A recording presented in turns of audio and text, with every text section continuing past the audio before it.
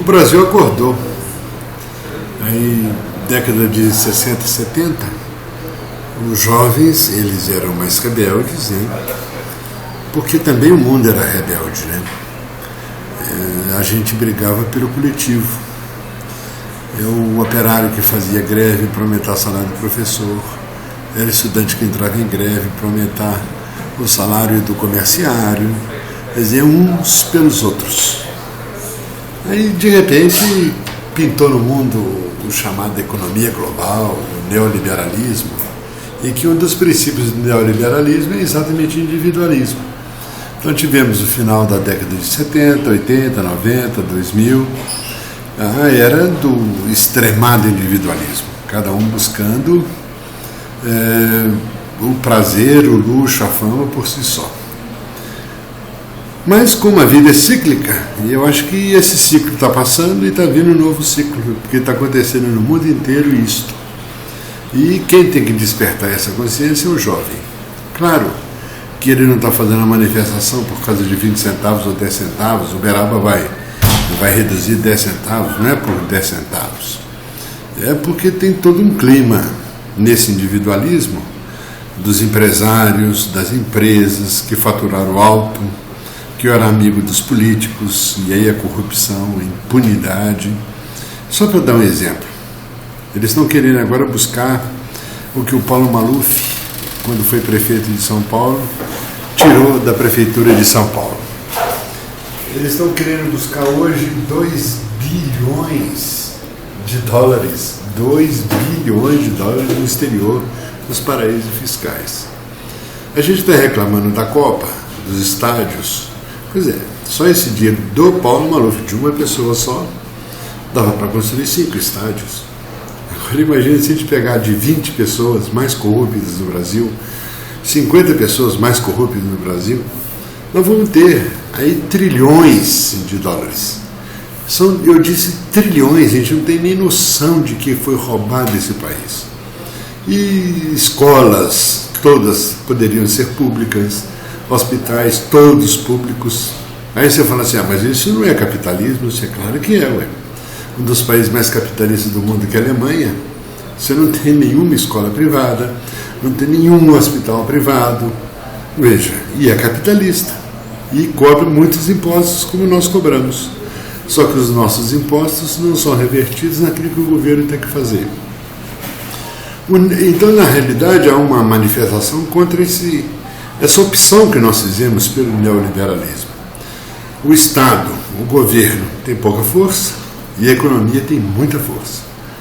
Então, a gente às vezes reclama da dona Dilma, do Sr. Lula, do Fernando Henrique, quer dizer, eles não tinham nada o que fazer, porque a capital do Brasil realmente não é Brasília. A capital do Brasil são as bolsas de valores, porque no mercado mundializado, quem manda são as bolsas de valores. Só para a gente ter uma ideia, o Uberaba é um dos maiores produtores de soja do estado de Minas Gerais, milho do estado de Minas Gerais, feijão. Quem é que dá o preço para a soja? É quem produz a soja? Claro que não. É o governo do Brasil brasileiro? Claro que não. A soja todo dia tem uma cotação na Bolsa de Chicago. Agora você imagina, uma Bolsa de Chicago determinando o preço de uma soja que é fabricada aqui em Uberaba. Na minha terra, com meus trabalhadores, com os meus impostos, e eu não posso vender o que eu produzo o preço que eu quero.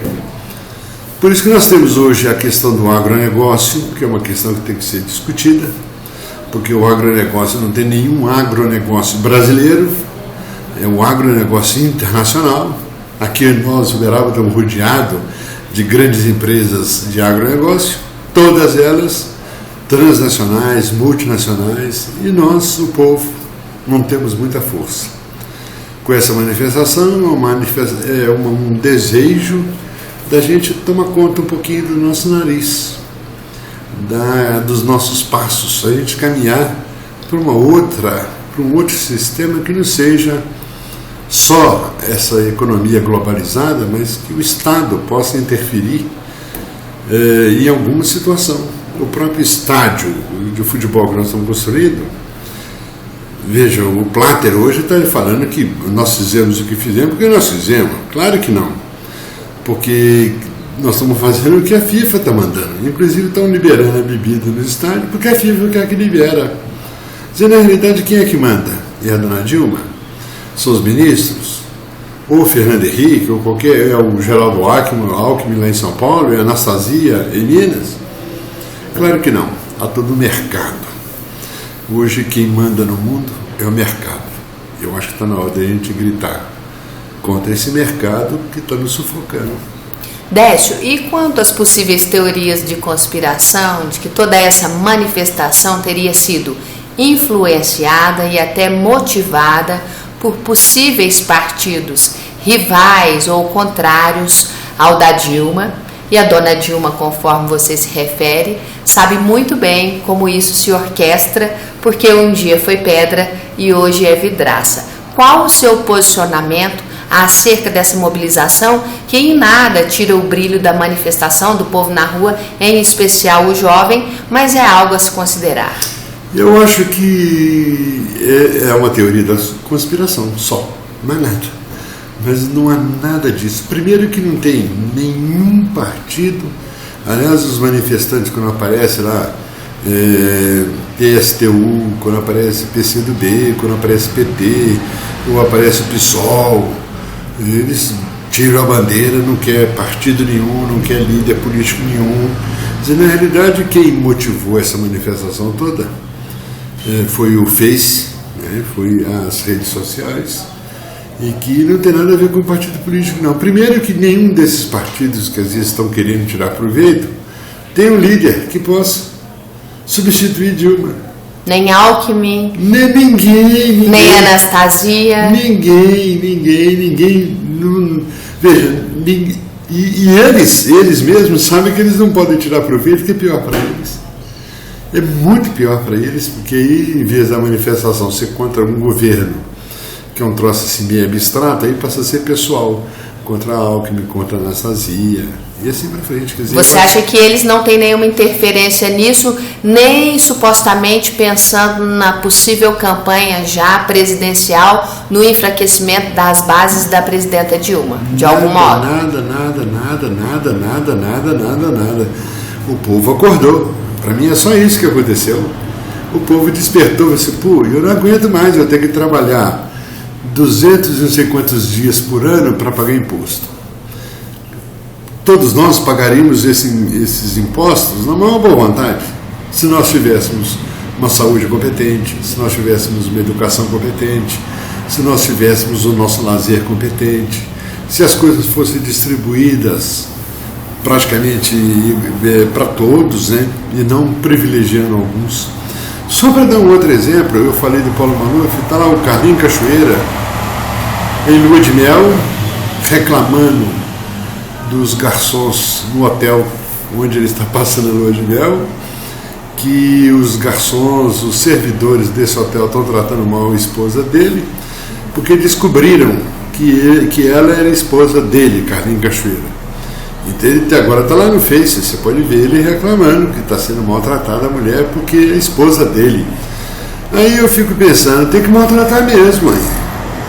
Agora o problema é que o crime dele não tem uma gota de sangue. Só que o crime dele é infinitamente maior do que tudo que está acontecendo em São Paulo, porque a mídia também está espetacularizando uma quebradeira. A quebradeira não significa absolutamente nada em relação do que o povo está querendo. E você acredita que a mídia nesse aspecto tem sido tendenciosa, pelo que você acompanha? Eu tenho certeza absoluta. Absoluta. Quando botaram fogo na Record, para que a Record estava lá? Ela estava lá para fazer a cobertura de quê? Ela já sabia o que era. Ela estava lá exatamente para ser botado fogo no carro dela, porque isso dá ibope para ela. Assim como o Tim Lopes, vou dar um outro exemplo. A Rede Globo está sendo processada pela família do Tim Lopes, pela esposa e pelos filhos, e vão ganhar uma grande indenização, porque a Globo mandou o Tim Lopes naquela semana, 3 vezes na semana, na mesma favela. Isso é provocação. A Globo queria que o Tim Lopes tivesse sido morto. Você não mandaria o mesmo repórter no mesmo lugar 3 vezes por semana? Claro que o bandido vai matar mesmo. A mesma coisa aconteceu com a Record. Eu acho que a Record propositalmente falou assim, opa, tá a chance de nós sermos falados na Rede Globo. E aí a Rede Globo vai dar notícia, o carro da Record foi botado fogo em praça pública. Eu acho que a mídia está tirando proveito. E ainda mais, quando aparece os da pena na vida, criticando a quebradeira, e a quebradeira, quem é que está provocando a quebradeira? 20 pessoas? 200 pessoas? Mas você tem 200 mil pessoas, você tem 200 milhões de brasileiros, 200 milhões e tem 200 badernando. E o que tem badernando? É muito pouca gente badernando, só que aí a mídia está espetacularizando propositalmente. O Décio, você falou em números, né? 200 mil pessoas nas ruas, 200 milhões de brasileiros. E esses que estão nas ruas pertencem, pelo menos a grosso modo, a uma minoria intelectual do nosso Brasil, pessoas que são conscientes, que necessariamente não utilizam o transporte coletivo, que foi só o estupim para esse Acorda Brasil, conforme você se refere. Isso é algo que te incomoda? Qual a sua explicação? Não incomoda não, eu acho que o universitário, você pega Uberaba. Uberaba já foi foco em 64, por exemplo. Uberaba era vigiado em todos os pontos, porque você tinha uma cidade universitária, você tinha um grupo de estudantes, muita gente perseguida, muita gente desapareceu, inclusive o nome do diretório, né, central, que é o Gildo Macedo, foi morto brutalmente em Recife, no Congresso Estudantil. Claro que aí os pais esses meninos que hoje são os pais de vocês que estão me escutando, você, filho, não entra nisso não, porque isso é perigoso, isso não sei o quê. Só que a gente é uma maneira, é uma hora de plantar semente para que os filhos de vocês, que hoje estão se manifestando, possam viver um pouco melhor. Eu vejo como um processo como cíclico. Daqui depois vai acalmar, fica uns 20, 30 anos, na ordem, vamos chamar assim, aí depois vem um momento de paz, porque eu acho que esse é um momento de paz, apesar da confusão. Eu lembro na época, em 68, a ordem do governo era assim, o slogan, primeiro a ordem, depois a paz. E aí os estudantes, os operários, o Lula na época, operário, primeiro a paz, depois a ordem. O que é a paz? A tranquilidade para poder viver bem como ser humano.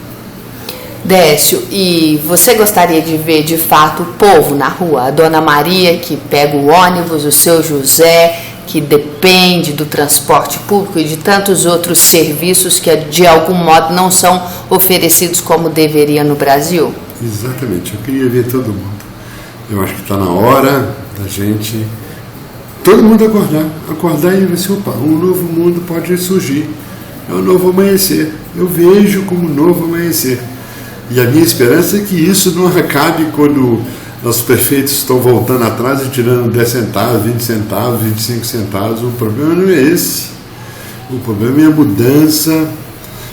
Agora, nós somos culpados, nós, que eu digo o Brasil é culpado porque nós escolhemos esse modelo de desenvolvimento, né? Que é um modelo de desenvolvimento americano. A gente podia ter escolhido um modelo de desenvolvimento belga, um modelo de desenvolvimento alemão, um modelo de desenvolvimento canadense, todos eles capitalistas. Não estou falando de nenhum país socialista, não, mas que é modelo diferente do americano. O americano é fama, sucesso, luxo, conforto. Claro, você vê, é tão bom você pegar seu carro, atravessar a cidade e tal, mas isso possivelmente não acontece no Canadá, que o modelo é outro. Quer dizer, o carro é para eu passear, para eu ir viajar, para ir acampar, para ir numa outra cidade, visitar um parente, curtir a vida, na hora de trabalhar coletivo. Você vê Vancouver, por exemplo, uma cidade maravilhosa, o transporte coletivo gratuito, ninguém paga nada. Aí você fala assim, mas não é capitalismo? O capitalismo tem que ganhar dinheiro? Isso é claro que tem que ganhar dinheiro, mas aí a prefeitura paga o transporte coletivo e muita gente ganha dinheiro com isso. Por quê? Primeiro que eu não preciso sair de casa com o meu carro. Eu sei que se eu sair para ir para o trabalho com o meu carro, eu vou pagar a minha gasolina. Se eu posso, na minha casa, na porta da minha rua, passa um ônibus que me leva no serviço. Só que eles fizeram uma estatística. Em Vancouver, uma pessoa que vai para um ponto de ônibus, em 2 minutos ele pega o ônibus. A média, 2 minutos, o ônibus passa. Em São Paulo, o sujeito espera, a média, 28 minutos. Quer dizer, é uma maneira da prefeitura responsável dizer a cada 2 minutos vai passar um ônibus na sua porta. Você não precisa tirar seu carro. Veja como é que resolveria o problema. O trânsito em Uberaba, nós somos uma cidade interior pequena ainda, chega a hora, meio-dia, 6 horas da tarde, você não anda. Não era a hora de todo mundo estar com o carro em casa e ir trabalhar de ônibus? É um troço muito complicado. Por exemplo, quando eu saio da minha casa e venho para trabalhar aqui na Uniub, de ônibus, de vez em quando eu faço essa experiência quando eu tenho tempo, eu gasto 1 hora. De carro eu venho em 20 minutos. Quer dizer, não é a diferença não é muita não. Mas eu gasto 1 hora de ônibus. Porque ele roda para cá, roda para cá, roda para cá, praticamente volta na mesma rua de onde que ele saiu. Veja, então você não tem linhas rápidas, você não tem um tráfego rápido. Eu pego o automóvel, venho no automóvel, na hora do pico, gasto 20 minutos. Quer dizer, é um pouco mais o transporte coletivo. Se fosse gratuito, talvez eu não viesse nem um dia no meu carro, eu adiantaria minhas coisas para ter 1 hora para vir, ou obrigaria o prefeito a botar um ônibus tão rápido que eu pudesse vir em 20 minutos, como eu gasto 20 minutos para vir. Bom, amanhã a manifestação em Uberaba, muitos alunos estão temerosos, seja pelo espetáculo que a mídia promoveu, seja pelo despreparo da polícia para proteger, seja pelo despreparo do manifestante em manifestar, até porque não temos uma cultura relacionada a isso. Qual é o seu recado para os alunos do primeiro período que você teve a grata honra de conhecer e eles também tiveram essa mesma honra? Eu acho que vocês estão no caminho certo, eu acho que é por aí mesmo, a manifestação é legítima, é real, tem que acontecer, demorou a acontecer, a gente dormiu mais do que devia, a gente devia ter acordado um pouco antes. Veja, é possível um outro mundo, uma outra maneira de organizar a sociedade, é possível. Existem tantos outros modelos que necessariamente não tem que ser um modelo da fama, do poder, do dinheiro, da falcatrua, da corrupção. É possível ter um modelo, a gente pudesse viver um pouco mais sereno. Claro, pode acontecer alguma coisa? Claro que pode. Eu acho que quando a gente... Mas pode acontecer também aqui, essa casa cair, pode acontecer, a gente está vivo e correndo risco o tempo inteiro. Agora, correr, a polícia está despreparada? Tá. Veja, nós estamos sendo vigiados? Estamos.